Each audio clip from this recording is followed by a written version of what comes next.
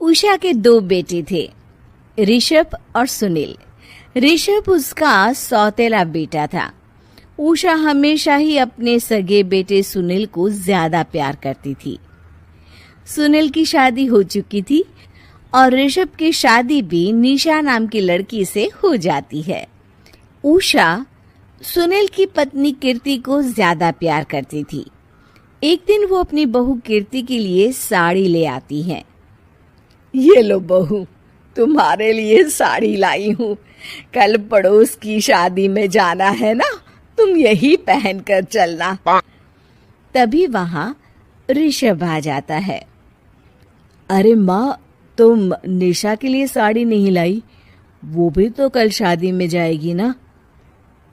हाँ हाँ, वो भी जाएगी, पर उसके पास तो काफी साड़ी होंगी ना। अभी अभी तो शादी हुई है तुम दोनों की, तो उसी में से कोई पहन लेगी वो। ऋषभ ये सुनकर उदास हो जाता है। तब निशा कहती है, आप उदास क्यों होते हो जी? सही तो कह रही हैं मम्मी जी। मेरे पास तो बहुत साड़ियां हैं और सारी की सारी नई हैं। मैं उन्हीं में से कोई पहन लूंगी। वो बात नहीं है निशा।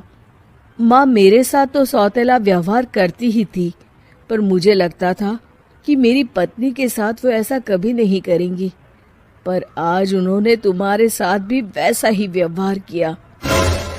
ऋषभ उदास होकर अपने कमरे में चला जाता है। ऋषभ को उदास देखकर निशा को अपनी सास पर बहुत गुस्सा आता है। एक दिन उषा सुनील को कुछ पैसे दे रही होती है। ले बेटा सुनील, ये कुछ पैसे रख ले और बहू को कहीं घुमा लिया। जी मम्मी जी। सुनील वहां से चला जाता है। मम्मी जी, आपने इन्हें तो कभी पैसे नहीं दिए। ऐसा सौतेला व्यवहार आप क्यों करती हैं? बहू, ये किस तरह से बात कर रही हो तुम अपनी सास से? कोई ऐसे सवाल करता है कि अपनी सासू से? सास, अरे जिस दिन से मैं इस घर में आई हूं ना, आपने तो मुझे अपनी बहू माना ही नहीं। हमेशा कीर्ति भाभी के लिए ही सब कुछ लाती हैं। मुझे तो आज तक आपने कुछ दिया ही नहीं।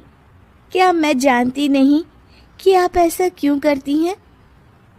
देख निशा, तू अपना काम कर, समझी? मेरे से बहस करने की कोई जरूरत नहीं है। तभी वहां ऋषभ आ जाता है।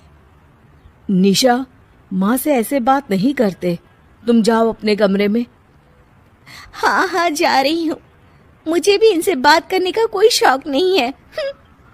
निशा अपने कमरे में चली जाती है और ऋषभ भी वहां आ जाता है। निशा, तुमने माँ से क्यों झगड़ा किया? क्योंकि आप तो कुछ कहते ही नहीं, बस चुपचाप सहते रहते हैं। किसी को तो आवाज उठानी होगी ना। कोई बात नहीं निशा, तुम गुस्सा मत करो, शांत हो जाओ। निशा रसोई में खाना बना रही होती है। तभी वहां कीर्ति आ जाती है। निशा, तुम मार्केट से ये सामान ले आओ। मैं क्यों जाऊं? आप ही तो जा सकती हो ना। दिख नहीं रहा कि मैं खाना बना रही हूँ? हाँ तो क्या हुआ, खाना बनाने के बाद चली जाना।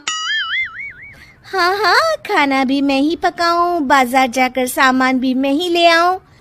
खुद तो कुछ करोगी नहीं, है ना? ओहो, जुबान तो देखो कैसे चल रही है। सुनो, तुम अभी आई हो इस घर में, तमीज में रहो, वरना सासू माँ से कहकर मायके भिजवा दूंगी तुम्हें। हाँ। ओ, हाथ लगाकर दिखाओ मुझे, देख लूंगी। बहुत मनमानी हो गई तुम दोनों की, समझी? निशा लिस्ट कीर्ति के ऊपर फेंक देती है। कीर्ति निशा को मारने आती है तो निशा उसका हाथ मोड़ देती है। मर गई रे, छोड़ मेरा हाथ। आज के बाद मुझसे कोई बदतमीजी की तो अच्छा नहीं होगा। कीर्ति रोते हुए अपने कमरे में चली जाती है। उस निशा चुड़ैल ने मेरा हाथ मोड़ दिया। मुझे नहीं रहना इस घर में। अरे कैसी बेकार की बातें कर रही हो। अरे निकालना ही है तो ऋषभ और निशा को निकालेंगे। नहीं, मुझे अलग घर चाहिए।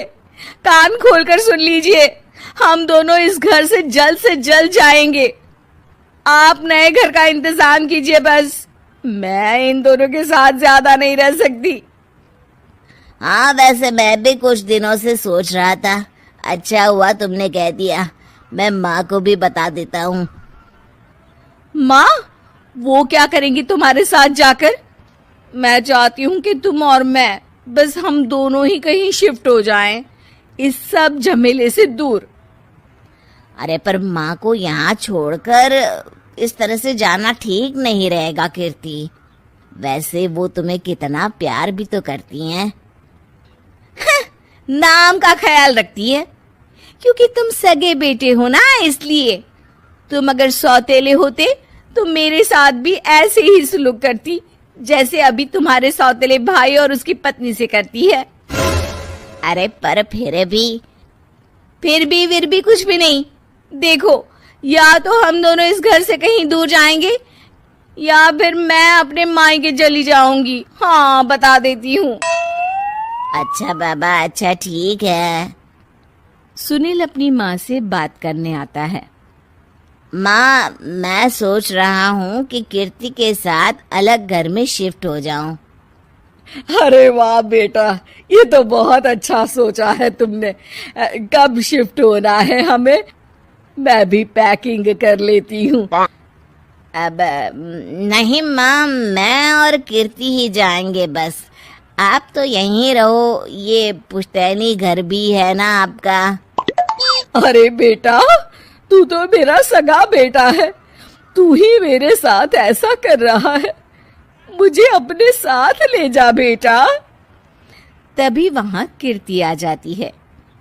अरे माँ, आपको पता भी है कि किराए के घर में कितना खर्चा होता है, और अगर आपको भी लेकर गए तो और खर्चा होगा। आप तो बस यहीं रहो इसी घर में। कोई बात नहीं सुनील, तुम लोग चले जाओ। माँ यहीं रहेंगी हमारे साथ। हम माँ का ख्याल रखेंगे। तुम लोग अपनी गृहस्थी संभालो। निशा को ये देखकर बहुत खुशी होती है। वो मन ही मन सोचती है, अब आया ना ऊंट पहाड़ के नीचे। अब मम्मी जी को पता चलेगा। बड़ा सगा और सौतेला करती रहती थी। सगा बेटा तो जा रहा है छोड़कर। अब आएगी इन्हें अकल, और नहीं आई तो मैं अल्लाह कर रहूंगी। निशा अपनी सास को कैसे अपने सौतेले बेटे से मिलाएगी, जानने के लिए देखिए सौतेली माँ पार्ट 2।